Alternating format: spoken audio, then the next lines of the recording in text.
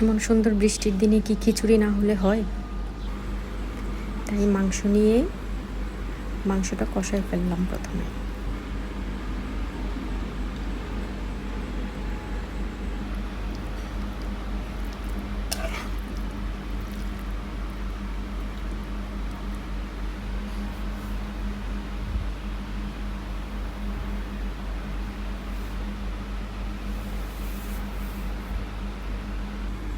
তারপর চাল ডাল ধুয়ে নিলাম, সবজি কেটে নিলাম।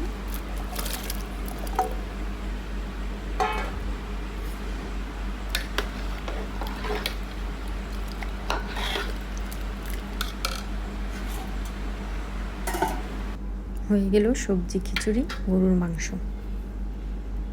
তারপর গরুর মাংসের টিক্কা বানিয়ে নিলাম, ডেজার্ট বানিয়ে নিলাম।